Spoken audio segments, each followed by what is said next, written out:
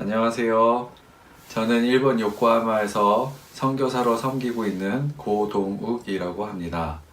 이번에 4주에 걸쳐 여러분들과 같이 제가 제일 좋아하는 바울의 서신 중 하나인 예배소설을 같이 공부할 수 있게 돼서 기쁩니다. 자, 먼저 기도하고 오늘 공부를 시작하도록 하겠습니다.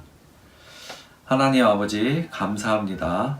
저희가 4주간이라는 시간 동안 예배소설을 공부할 수 있게 허락해 주셔서 감사합니다. 오늘 예배소와 예배소 교회에 관해 배경을 같이 보고자 합니다. 2000년을 살아가는 저희가 2000년 전에 환경을 다 이해할 수는 없지만 저희가 조금이나마 이해함으로 그 교회를 통해, 예배소 교회를 통해 하나님이 하고자 하는 그 진리를 찾을 수 있도록 주님 인도하여 주시고, 또 같은 곳에 모여서 공부하는 것은 아니지만 또 이 영상을 보는 한 분 한 분 가운데 성령님 함께 하셔서 이 내용들을 잘 이해하며 또 하나님을 만날 수 있는 시간이 되게 인도하여 주시옵소서. 예수님의 이름으로 기도드렸습니다. 성경은 우리를 위해 쓰여졌지만 우리에게 쓰여지지는 않았습니다. 그러기에 성경이 쓰여졌을 당시 독자로서 성경을 이해하는 것이 아주 중요합니다. 그리고 이 이해를 통해 변함없는 하나님의 진리를 알고 현재 우리의 삶에 적용해야 합니다. 예배소와 예배소서 교회의 배경을 먼저 공부함으로써 1세기 중반에 편지를 쓴 사도 바울의 관점에서 예배소에서 그리스도인으로 살았던 이 편지의 수신인의 입장으로 이 편지를 이해할 수 있으면 좋겠습니다. 먼저 예배소라는 도시는 어떤 곳이었는지 알아봅시다. 예배소서는 현재 터키 남부에 위치한 도시였습니다. 항구 도시이자 상업과 로마 정치의 중심지로 사도 바울이 편지를 쓸 당시 이미 1000년이 넘는 오래된 도시였습니다. 24,000명을 수용할 수 있는 로마식 극장이 있을 정도로 아주 부유한 그런 도시였습니다. 종교는 다양한 그리스와 로마의 신들을 섬겼는데 그 중에서도 한글 성경은 아데미라고 하는 아데미로 번역이 되어 있는 아르테미스, 또 로마인들은 다이아나라고 부르는 여신이 가장 큰 신으로 1000년 동안 섬기고 있었습니다. 아르테미 신전은 고대 7대 불가사의 중에 하나로 알려질 정도로 그 규모가 대단했다고 합니다. 사도행전 19장 27절을 보면 아르테미 여신은 소아시아, 현재 터키, 그리고 시리아 그 지역에 믿는 사람들이 많을 정도로 영향력이 아주 컸던 것 같습니다. 사도행전 19장 35절을 보면 예배소서인들은 자신을 아르테미 여신의 수호자라고 부를 정도로 자신들의 종교에 대한 자부심 또한 아주 강했습니다. 한 종교가 한 도시에서 1000년 동안 이어졌다는 것은 그들 사람들의 삶과 가치관에 종교적 문화가 깊이 뿌리 내리고 있다고 볼 수 있습니다. 일본에도 신토라는 전통 종교가 있습니다. 일본의 신토는 기록으로 처음 등장하는 것이 8세기 중반 고사기라는 책을 통해서입니다. 거의 1000년이 넘게 일본 역사와 함께 했습니다. 그러기에 신토는 일본인들의 의식과 무의식에 깊이 뿌리 내리고 있습니다. 신토는 그들에게 종교이지만 또 하나의 전통이기도 하고 뿌리이고 또 그들의 아이덴티티며 삶의 일부분입니다. 그들의 생각과 사고방식 등 모든 것이 신토하고 또 관련되어 있습니다. 일본 사람의 종교 신토가 1000년이란 시간을 그렇게 지배한 것처럼 예배소 사람들에게도 아르테미 여신이 그러했을 것입니다. 아르테미 여신은 그 에베소 사람들의 문화의 한 부분이고 또 삶의 한 부분이고 자신들의 아이덴티티였을 것입니다. 아마 복음을 전하기에는 불가능한 곳, 요즘 사람들 말대로 넘사벽이었을 것입니다. 사도 바울은 에베소서의 사역을 맹수에 비교했을 정도로 영적 싸움이 아주 치열했던 곳입니다. 천년이라는 역사, 전통, 그것이 힘든 싸움을 하게 하는 그런 계기였던 것으로 생각이 됩니다. 에베소서에는 많은 유대인들이 거주해서 살고 있었습니다. 그들은 대부분 경제적으로 부유했습니다. 하지만 에베소의 사람들은 대부분이 다신론자였습니다. 그리스의 많은 신들을 섬겼고 또 로마의 신들도 섬겼습니다. 하지만 형상이 없는 유일신을 섬기는 유대인들에게는 에베소서 사람들에게는 이상하게 보였을 것입니다. 유대인들 역시 자신들이 가지고 있는 선민 사상으로 인해 이방인인 에베소 사람들을 아주 낮게 또 천하게 보았을 것입니다. 이 둘의 관계는 별로 좋지 않았습니다. 사도행전 19장 34절을 보면 예배소인들이 유대인들을 얼마나 싫어했는지 알 수 있습니다. 예배소서를 보면 이 두 그룹의 사회적인 관계가 예배소 교회에도 그대로 영향을 주고 있음을 알 수 있습니다. 이렇듯 예배소는 아주 부유한 도시였습니다. 또 지정학적으로, 정치적으로 아주 중요한 도시였지만 이방 종교가 사회와 문화 전반에 깊이 뿌려내려 있는 곳이었습니다. 그래서 복음이 정말 들어가기 힘들어 보이는 그런 도시였습니다. 또한 유대인들과 예배소 현지인들의 그 두 사이에 갈등이 존재했던 도시였습니다. 이런 곳에 복음이 들어가고 또 교회가 뿌리를 내렸는데 바로 이것이 예배소 교회입니다. 예배소 교회는 어떤 교회였을까요? 또 성경은 예배소 교회가 어땠는지 알려주고 있습니다. 다른 교회와 달리 예배소는 성경에서 어떻게 시작했으며 또 30년, 40년 후에 어떤 모습으로 변해 있는지 성경은 알려주고 있습니다. 자, 그러면 예배소 교회가 어떤 교회였는지 같이 보기로 하겠습니다. 바울의 2차 선교 여행의 마지막에 잠시 들렸던 곳이 예배소입니다. 기원 후 한 53년 정도 됐을 때인데요.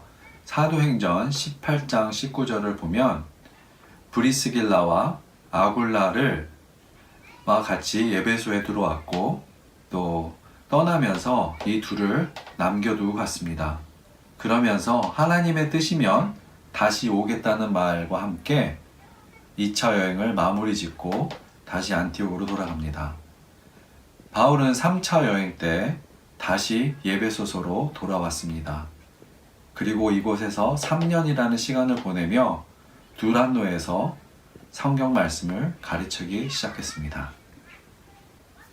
사도 바울이 에베소에 머무는 그 3년이란 기간 동안 복음이 이 도시에 큰 영향력과 도전이 되었던 것 같습니다. 사도행전 19장을 보면 사도 바울을 통해서 기이한 이적과 행사들이 나타납니다. 그리고 이 복음에 대해서 에베소 사람들이 반응을 하며 하나님께 헌신하는 모습들이 나옵니다. 몽골에 단기 선교를 갔을 때 선교사님께 들은 이야기입니다. 몽골 교인들은 교회를 다니지만 그래도 교회 밖에서는 옛날 신을 그대로 섬긴다고 합니다. 몽골 집안에 가면 조그맣게라도 자기의 신을 섬기는 그런 형상들이 있습니다. 그렇지만 예수님을 확실히 믿는 증거는 그 집안에 있던 우상을 태우는 것이라고 선교사님께 들었습니다. 사도행전 19장 18절 19절을 보면 예배소서에도 이런 비슷한 일들이 일어납니다. 예배소 사람들이 비싼 우상과 관련된 서적들을 다 가지고 나와서 태우는 모습이 나옵니다. 다신교를 믿는 예배소인들에게 이제는 유일신인 하나님, 예수님만 믿겠다고 헌신되는 모습입니다. 1000년이라는 기간 동안 이방신이 섬기고 있던 이곳에서 이렇게 큰 변화가 복음으로 인해 일어나기 시작했습니다. 3년이라는 시간을 거친 영적 싸움을 통해 세워진 에베소 교회였기에 에베소 교회는 사도 바울에게 각별한 교회였을 것 같습니다. 사도행전 20장을 보면 사도 바울이 3차 전도 여행을 마지막으로 에베소 교회 장로들과 밀레도라는 곳에서 만나는 모습이 나옵니다. 눈물과 작별 인사를 나누며 마지막을 당부하는 모습인데요. 자신의 여정이 끝이 왔고 이제 예루살렘으로 돌아가면 어떤 고난이 시작될지 모르고 다시는 에베소 사람들을 만나지 못할 때 그때 에베소의 장로들을 만나며 헤어지는 이 부분은 정말 가슴이 뭉클합니다. 제가 대만에서 성경 공부를 할 때 이 부분을 읽으면서 마치 드라마를 한 장면을 보는 것처럼 제 가슴이 뭉클하고 그랬던 기억이 납니다. 이처럼 사도 바울의 특별한 애정이 있던 교회였습니다. 에베소 교회가 시작된 지 한 10년쯤 됐을 때 사도 바울은 예루살렘에서 붙잡혀서 로마 감옥에 갇히게 됩니다. 그리고 그 감옥에서 이 에베소 교회에게 애정어린 편지를 쓰게 되는데 이것이 바로 에베소서입니다. 제가 3년 전 캔사스 우리 교회에서 6개월 정도 신앙생활을 여러분과 같이 한 기억이 있습니다. 그리고 대만으로 떠났는데 캔사스 우리 교회를 생각하면 많은 생각들이 떠오르고 그립고 또 애정이 가고 또 기도하게 됩니다. 3년이라는 시간을 치열한 영적 싸움과 부흥을 경험한 에베소 교회에는 또 에베소 교회 사람들은 사도 바울에게는 애틋하고 또 그립고 그런 감정이 교차했을 것 같습니다. 그런 마음이 이 편지에 고스란히 녹아 있습니다. 사도 바울은 이 편지를 통해 에베소 교회가 가지고 있던 문제들을 복음으로 풀어내면서 그리스도인으로서 어떻게 살아가야 할지를 제시합니다. 아까도 얘기한 것처럼 에베소 교회는 유대인과 이방인들이 함께 있었는데 그 교회 밖의 갈등이 또 교회 안에서 알게 모르게 있었던 것 같습니다. 또 세상의 문화와 가치관, 그 1000년이라는 시간 동안 있었던 그 이방신에 대한 문화, 그런 세상적 문화와 가치관 안에서 살고 있었던 이방인 교인들도 복음적으로 사는 것이 어떤 것인지 잘 몰랐던 것 같습니다. 이들에게 사도 바울은 참 복음이 어떤 것이고 또 복음을 믿는 자로서 어떻게 살아가야 되는지 이 에베소서를 통해서 풀어갑니다. 나중에 또 사도 바울은 에베소 교회를 섬기도록 디모데를 보냅니다. 사도 바울은 기원 후 64년쯤 로마에서 자신의 죽음을 앞두고 있음을 알게 됩니다. 그때 에베소 교회의 젊은 목회자인 디모데에게 영적 아비로서 편지를 보내는데 이것이 디모데 전서와 디모데 후서입니다. 디모데 전서와 후서를 보면 또 에베소서의 그 편지와 다른 또 에베소 교회의 도전이 있습니다. AD 64년 한 10년이 지난 후에 또 다른 영적 전쟁을 하고 있는 에베소 교회의 모습을 볼 수 있습니다. 성경의 마지막으로 나오는 예배소 교회의 모습은 기원 후 94년쯤 되었을 때 요한은 요한계시록을 통해서 말을 하고 있습니다. 40년 정도 된 예배소 교회는 하나님이 요한을 통해서 첫사랑을 회복하라고 말씀하고 있습니다. 이것이 성경에 기록된 예배소의 마지막 기록입니다. 예배소와 예배소 교회의 환경과 그 배경에 대해서 알아보았는데요. 그럼 우리하고 어떤 부분들이 우리가 어떤 부분을 생각해야 될지 같이 고민해 보기 원합니다. 예배소는 영적 전쟁이 치열했던 곳입니다. 천년의 고도로 우상의 사상과 문화가 도시 전반에 영향을 주는 그런 곳이었습니다. 이런 문화와 상반된 문화를 갖고 있는 예배소 교인들의 삶의 하루하루는 영적인 도전이었을 것입니다. 예배소 교회 교인들은 몸에 배어있는 세상적인 삶의 방식과 습관들이 교회에 영향을 주었을 것으로 생각이 됩니다. 저희는 캔사스 교회는 미국에 뿌리 내려서 살고 있는 교인들입니다. 미국은 기독교 정신 위에 시작된 나라이지만 지금은 복음의 적대적인 문화로 빠르게 바뀌어 가고 있습니다. 복음적으로 산다는 것이 점점 삶의 도전이 되는 그런 시대를 우리는 살아가고 있습니다.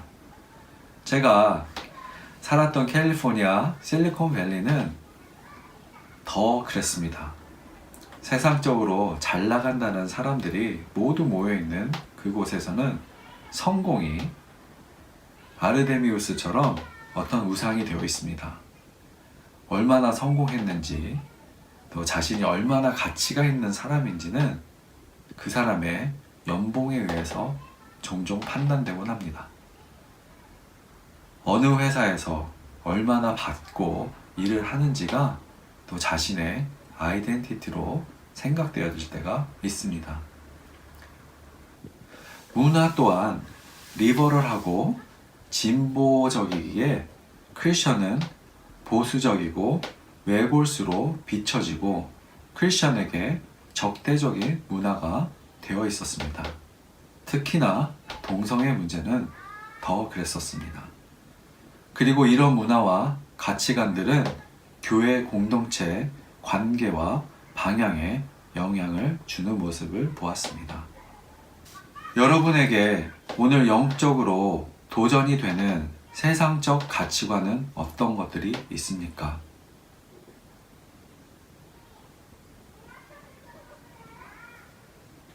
저희는 세상에 살고 있지만 세상에 속한 자는 아닙니다.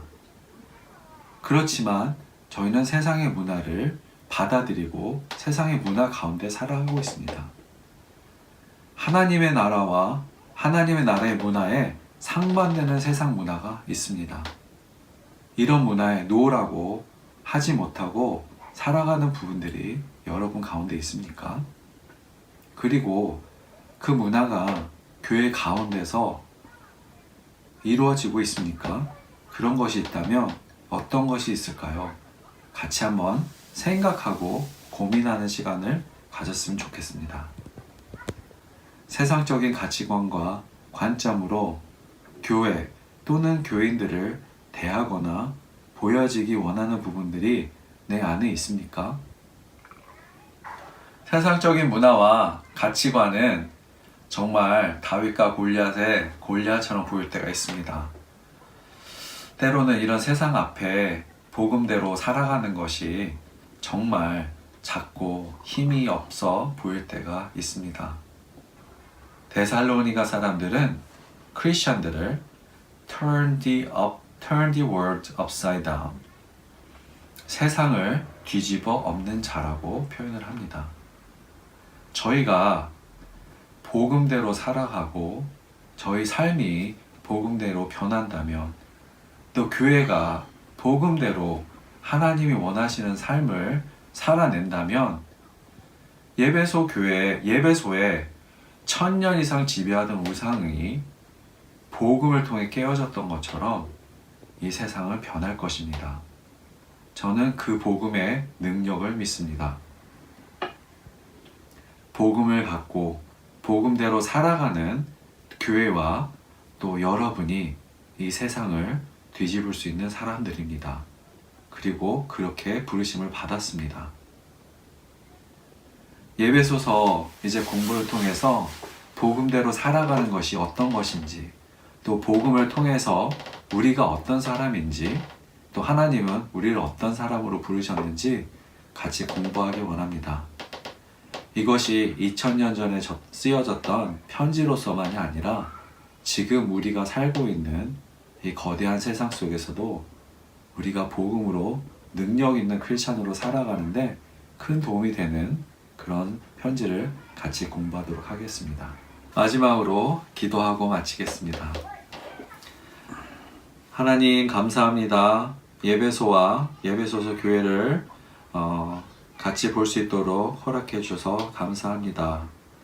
예배소 교회가 처했던 상황을 통해서 또 현재 저희와 또 저희 교회가 처한 상황을 같이 비교합니다. 도전하는 그런 부분들 도전하게 하시고 또 생각하게 하셔서 저희 안에 잘못된 것들이거나 잘못된 생각이나 가치관이나 이런 것이 있다면 저희가 발견하게 도와주시고, 또 저희가 세상적인 도전에 노라고 하지 못했던 것들이 있다면 저희가 믿음으로 노할 수 있는 그런 믿음을 허락하여 주시기 원합니다. 하나님, 다음 주부터 이제 본문을 보려고 합니다. 본문을 보는 가운데 하나님 인도하여 주시고 깨달음 얻게 하여 주시고 또 삶의 변화로 나타날 수 있게 주님 인도하여 주시기 원합니다. 예수님의 이름으로 기도했습니다.